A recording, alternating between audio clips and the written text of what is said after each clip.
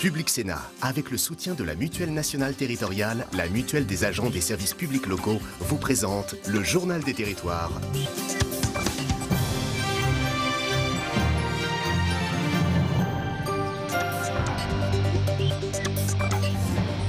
Bienvenue dans notre matinale d'infos de Public Sénat, nouvelle formule en partenariat avec la presse quotidienne régionale, les télés locales de France et TV5 Monde. Une nouvelle formule, donc de nouveaux rendez-vous, deux parties. Première partie, dans un instant, le JT des territoires, suivi du club des éditorialistes. Puis en deuxième partie de cette matinale, eh bien, ce sera Territoire d'infos avec notre invité politique. Aujourd'hui, c'est Gérard Collomb qui va démarrer cette nouvelle formule avec nous. Le ministre de l'Intérieur sera à 8h sur notre plateau. Tout de suite, eh bien, c'est le JT des territoires. Bonne matinale avec nous.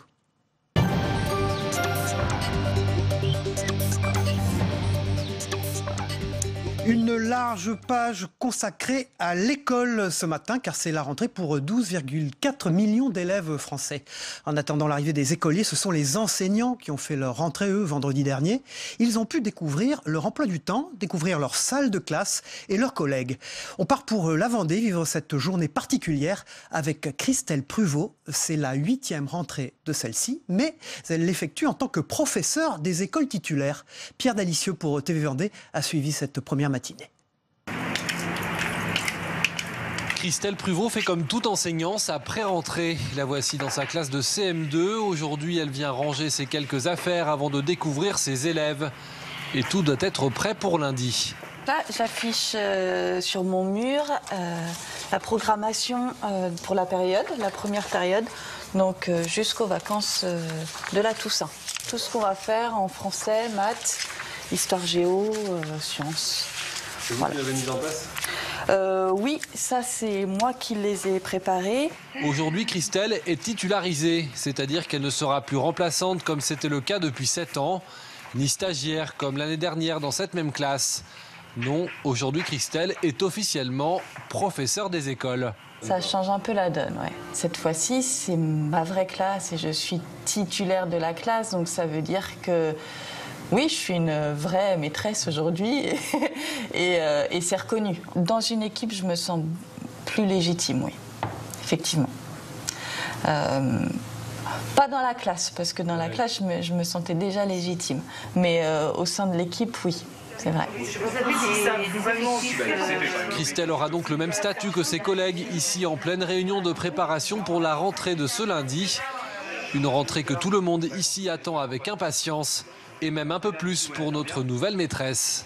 C'est le calme avant la tempête, selon l'expression. Vivement que ces chaises se remplissent et puis qu'on redémarre là, parce que c'est vrai que ça y est, on a mis un pied dans la rentrée, donc maintenant il faut y aller. Christelle démarre donc cette année sa carrière de professeur des écoles, même si celle-ci a déjà un peu commencé il y a 7 ans. Mais cette rentrée 2017-2018 aura, c'est sûr, une saveur différente de toutes les précédentes. Et on reste dans le domaine de l'enseignement, direction les Vosges, avec l'apprentissage qui semble devenir une voie d'excellence.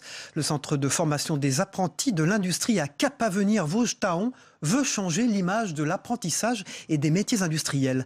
Stéphanie Renaud pour Vosges Télévisions s'y est rendue. À 28 ans, après avoir été fleuriste puis boulangère, Marie a décidé de changer de vie et de se réorienter. À la rentrée, elle va préparer au centre de formation d'apprentis de l'industrie de Cap-Avenir Vosges-Taon un bac en chaudronnerie. À la base, je suis fleuriste. Et pour moi, la chaudronnerie, c'est un peu le même procédé. C'est-à-dire que fleuriste, vous partez d'une fleur, vous créez quelque chose. C'est de la matière première et vous faites quelque chose de spectaculaire ou non. Et la chaudronnerie, pour moi, c'est la même chose. Vous partez d'une matière première qui est un peu différente, mais vous pouvez aussi créer beaucoup de choses. C'est quand même un métier qu'on dit masculin, assez pénible, un métier industriel. Je trouve que ça a quand même beaucoup changé et évolué. On a quand même beaucoup de choses pour porter, on a beaucoup de choses, tout est fait pour nous aider, on a quand même des découpes laser, on a quand même beaucoup de choses. Marie a choisi l'alternance, elle se formera à la fois en entreprise et au CFAI pour préparer son bac en chaudronnerie en 2 ans avec un contrat d'apprentissage. Par ailleurs expérimenté et prolongé dans le Grand Est pour des candidats jusqu'à 30 ans. Le directeur du CFAI, lui, est à la recherche de tous les profils pour son établissement. Mais ce clip réalisé par un autre site en Isère le prouve. il faut encore changer l'image des métiers industriels auprès des jeunes et des familles. Aujourd'hui, nos métiers sont des métiers vraiment porteurs, c'est-à-dire avec de la robotique, avec du numérique, avec de la réalité virtuelle, avec de l'impression 3D, avec de l'efficience énergétique, tous les métiers qu'on va retrouver demain. Et pour s'en rendre compte, le CFAI Vosgien organise toute cette semaine des portes ouvertes sur les 3 filières de l'établissement, chaudronnerie, mais aussi l'électrotechnique et la maintenance industrielle. Du CAP au BTS, en tout 100 postes sont à pourvoir avec des débouchés en prime et un réseau de plusieurs centaines d'entreprises partenaires dans le Grand Est. Enseignement toujours avec l'art qui peut être un rempart contre les discriminations. Les élèves de seconde du lycée Louis Courmontaigne de Metz l'ont bien compris. Au cours d'un atelier photo, ils ont remonté le temps pour découvrir ou redécouvrir les grandes figures messines qui s'affichent sur les remparts de la ville. Une leçon d'histoire et de photographie qu'Oriane Valou a bien retenue avec Didier Bayeux pour Mirabel TV. C'est le portrait de Lafayette le plus célèbre. Le marquis, à ses 34 ans, en uniforme, dans son habit de lieutenant général. Pourtant, sur cette image, il a quelque chose de bien plus juvénile. Et pour cause, c'est un lycéen qui a prêté ses traits à cette figure emblématique de Metz. Et il n'est pas le seul. François de Guise, Jean-Marie Pelt, Robert Schumann, les portraits des personnages historiques marquants de la région sont ici tous interprétés par des élèves du lycée Cormontaigne. 24 lycéens ont participé à ce projet, 12 en tant que modèle, les autres en tant que photographes, perruquiers ou encore costumiers.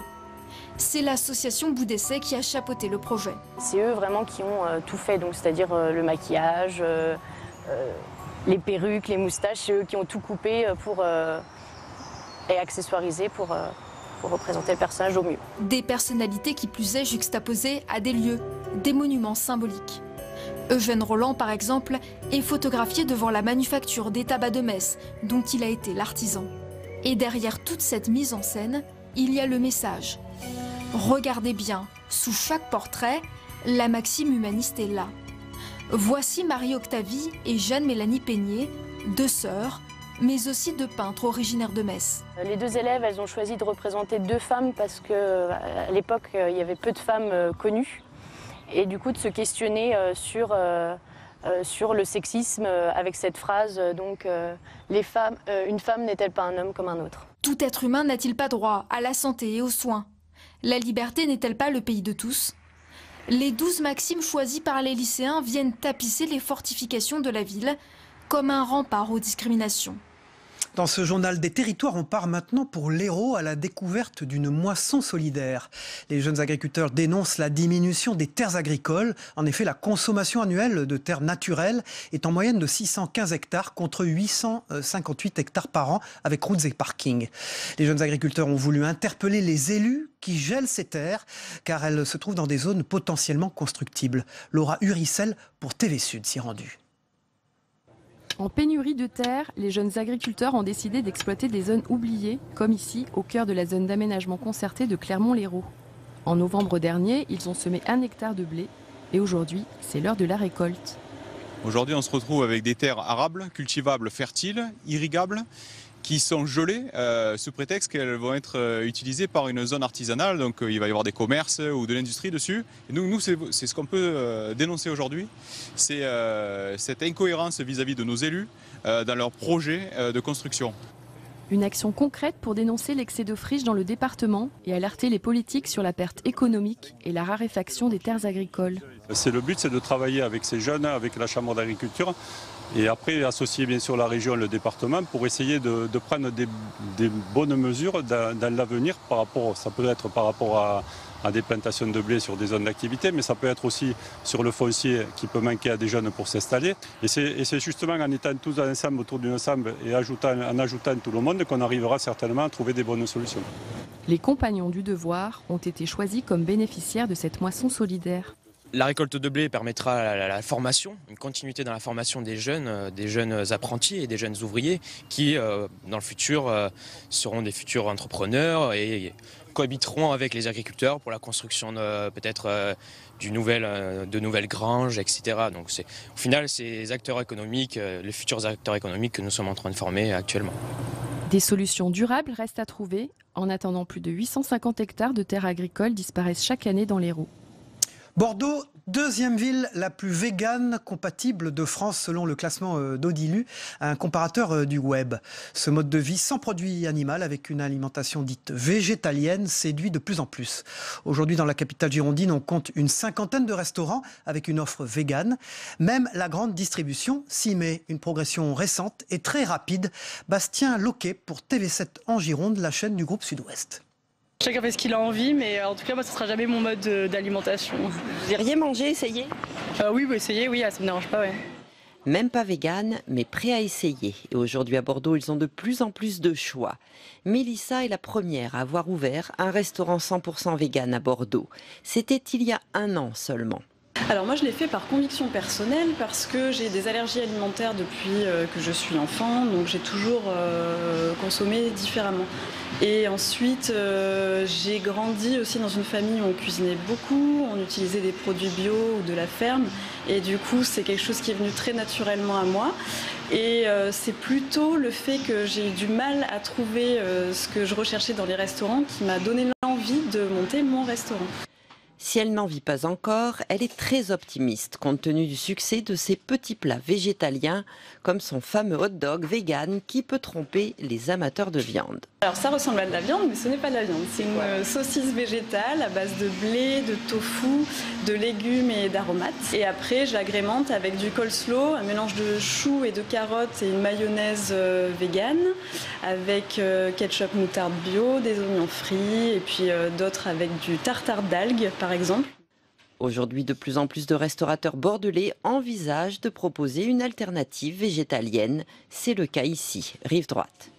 Alors tout simplement parce que la demande est assez forte et que c'est un sujet qui m'intéresse, qui nous intéresse à chaque fois qu'on peut faire des propositions nouvelles, complémentaires de ce que l'on fait déjà. On ne va pas changer de tout au tout. Je crois que pour des raisons de commerce aussi, de pouvoir répondre à la demande de la clientèle, puisque nous sommes là aussi pour répondre aux clients.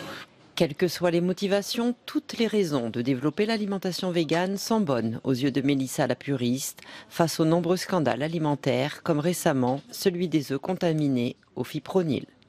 Après Bordeaux, le Champagne maintenant, normal pour une première matinale avec des importateurs suédois séduits par le champagne au bois. Dégustation en compagnie de Flavien Léger pour Canal 32. Jim et Anders se sentent presque comme chez eux ici. Ces deux entrepreneurs suédois viennent plus de 2 fois par an. Depuis 2013, ils importent du champagne de Fontaine dans leur pays. Ils sont seulement une poignée de grossistes à se lancer dans ce marché des boissons alcoolisées très réglementées. Ils ont voulu se démarquer. All the other people that we know in Sweden, for sure, they will always go to Tous ceux qu'on connaît en Suède vont à Hay, Épernay ou Reims. Donc on a décidé d'aller dans un endroit qui n'a pas encore été exploré. On s'est dit, allons ailleurs, trouver des producteurs qui ne sont pas encore connus. Cette maison de champagne a été leur premier fournisseur. Aiguillés par un aubois, ils ont trouvé les nuances qui leur plaisaient. On a été très bien accueillis ici, on a goûté leur champagne et tous étaient très bons. On était tous d'accord là-dessus. On a particulièrement adoré le millésime 1996, un champagne très spécial. Des amateurs très éclairés qui préfèrent des assemblages assez typés. Ils produisent beaucoup de champagne au pinot noir. On trouve que c'est un champagne plus masculin, c'est ce qu'on aime. Un peu plus de corps, de force dans le pinot noir que dans le 100% chardonnay. Depuis 4 ans, leur société importe un peu plus d'1 millier de bouteilles venues de Fontaine et d'autres de la Marne. Ils espèrent peu à peu s'implanter plus solidement sur le marché suédois. Mais pour la maison de champagne auboise, c'est déjà une perspective intéressante. 1000 bouteilles, mais c'est représentatif quand même. Hein. Sur un pays comme la Suède, c'est intéressant parce qu'on n'y était pas du tout implanté. Sur aucun pays nordique. Hein. On vend dans plusieurs pays d'Europe, sur l'Asie, aux États-Unis. Et c'est vrai qu'on ne vendait pas encore sur la Suède. Et ils viennent sur place pour s'imprégner des produits et pour ensuite transmettre à leurs clients sur place. Ils sont très impliqués et ils sont amoureux des produits et c'est vrai que c'est très intéressant pour nous. Aujourd'hui, la consommation de champagne est encore vue comme un luxe en Suède, mais Jim et Anders militent pour sa démocratisation. Souvent, c'est pour les grandes fêtes, mais ça devient de plus en plus commun. On promeut ça, on dit « vous pouvez boire du champagne à toute occasion ». En général, on le boit pour l'apéritif, avant le dîner, et ensuite du vin ou de la bière, mais on leur dit que l'on peut boire du champagne tout au long du repas. Des ambassadeurs du champagne qui reviendront tous les 3 durant les vendanges pour s'imprégner encore plus du savoir-faire des vignerons. On termine ce journal avec ces images de la Provence. Vous découvrez un jeune dauphin coincé dans le port de La Ciotat et il ne semble pas vouloir sortir. Les équipes de la mairie de La Ciotat, des pompiers, des agents du parc national des Calanques et de la SPA tentent de l'accompagner vers le large sans succès. Mais moi, je suis sûr qu'il va s'en sortir. Voilà, fin de ce journal préparé par Soumaya Benaïssa. Dans un instant, la une de la presse quotidienne régionale, puis le club des éditorialistes. À tout de suite.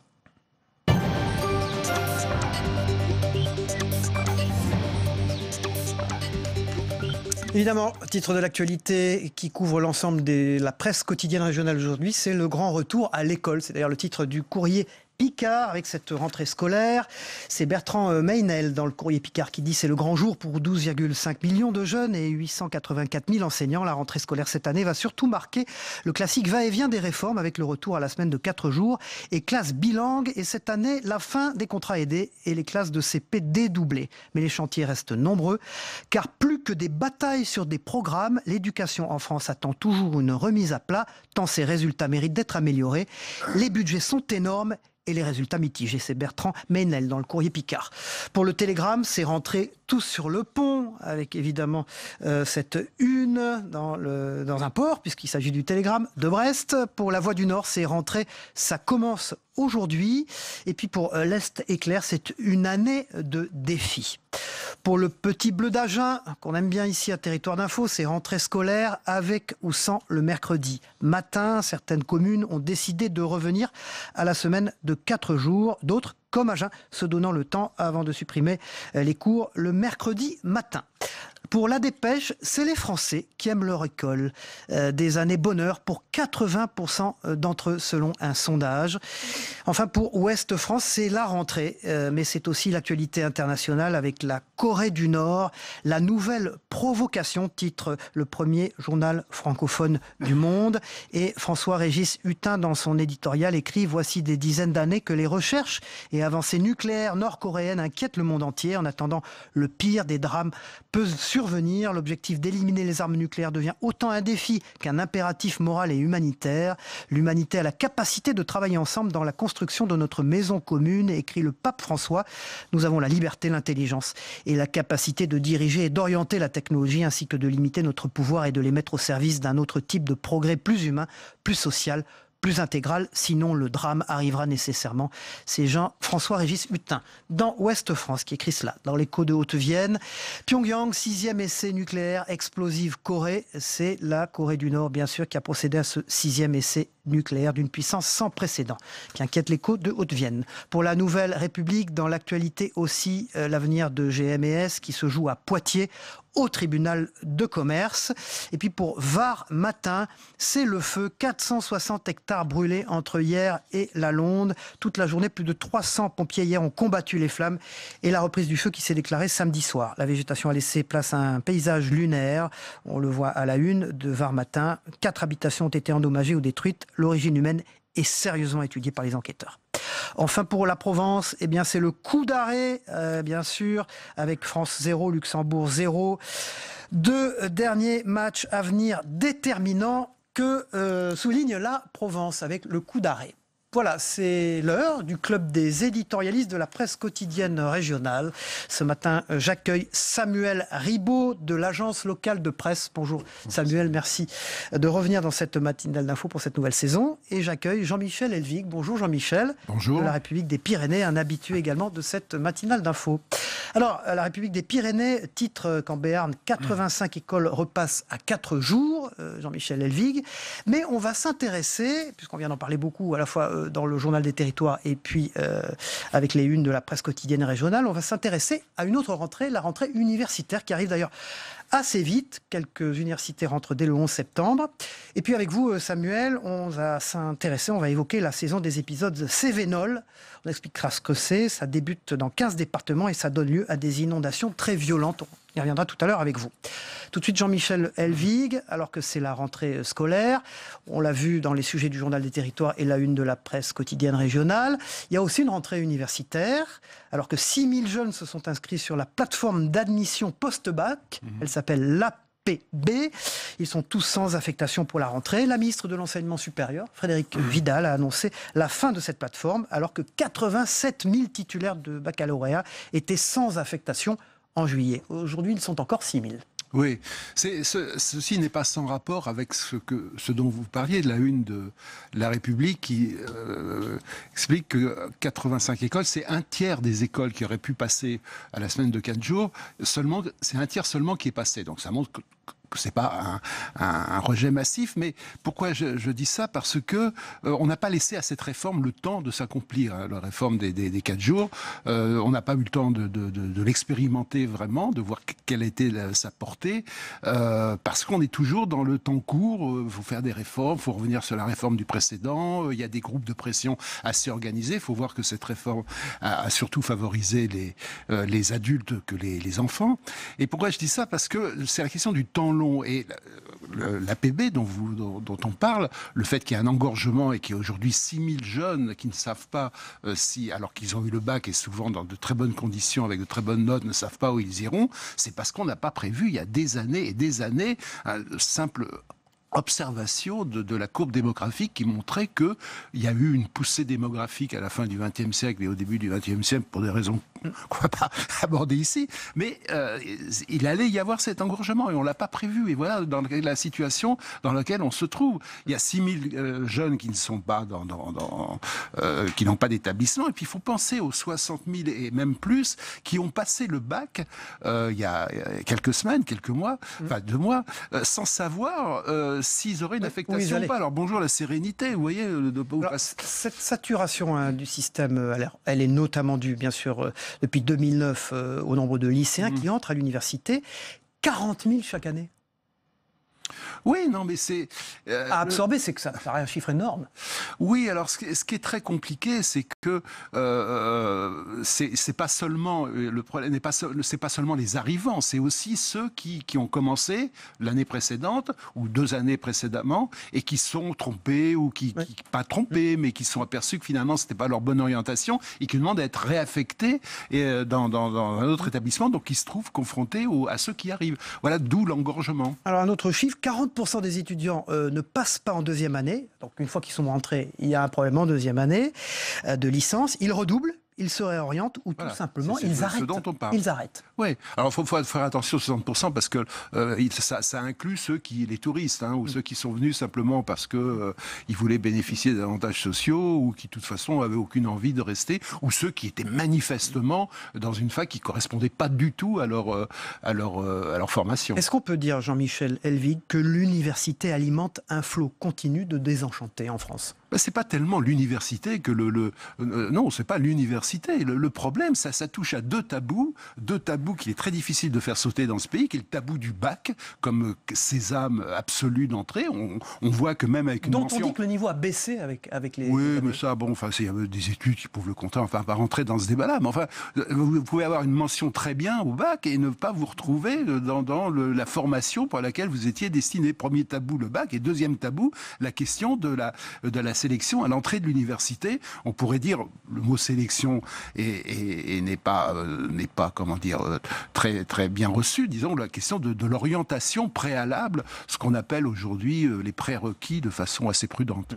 On va donner l'exemple de Lyon 2.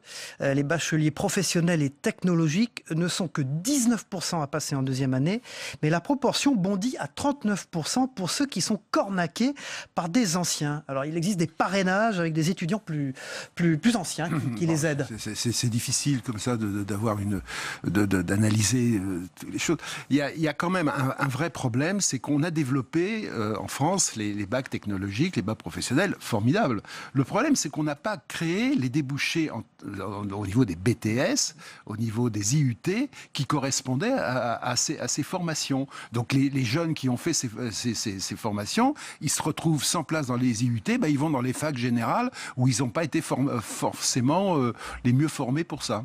Samuel Ribaud, vous avez eu des difficultés à l'université ? Oh, c'était il y a tellement longtemps. Non, j'ai fait une année de tourisme d'ailleurs au début, puis après je me suis repris.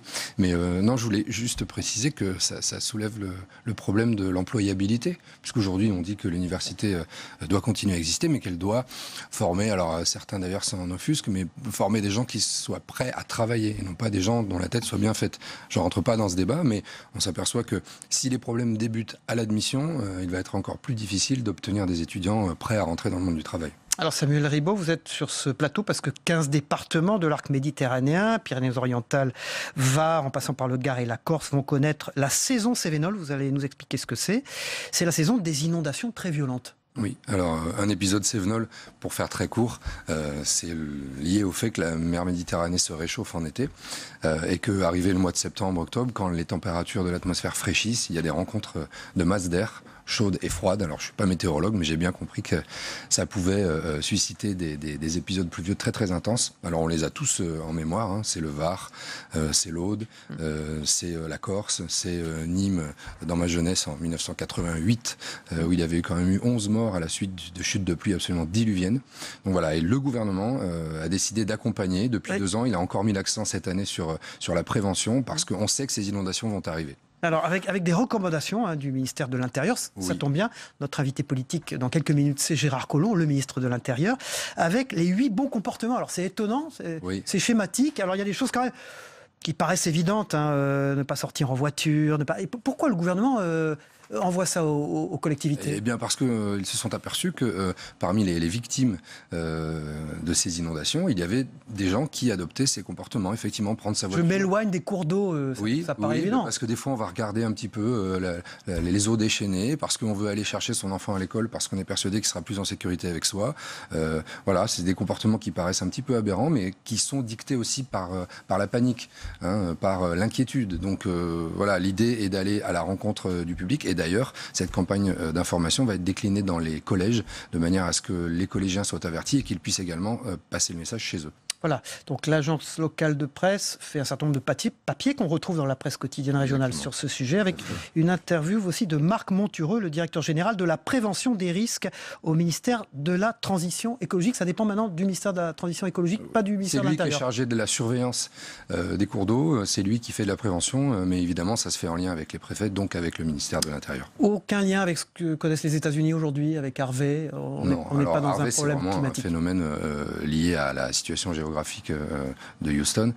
Mais vraiment, l'épisode Cévenol, c'est quelque chose de très particulier, dont on a du mal à déterminer la prévisibilité. On sait que ça va arriver, on ne sait pas où, on ne sait pas avec quelle intensité, donc on prévient. Merci Samuel Ribaud, l'agence locale de presse, et Jean-Michel Helvig de la République des Pyrénées, d'avoir été mes invités ce matin dans le Journal des Territoires. Vous savez, une nouvelle saison, une nouvelle formule. On passe à la deuxième partie de cette matinale d'info. Dans quelques instants, je vous retrouve avec Gérard Collomb, le ministre de l'Intérieur. À tout de suite.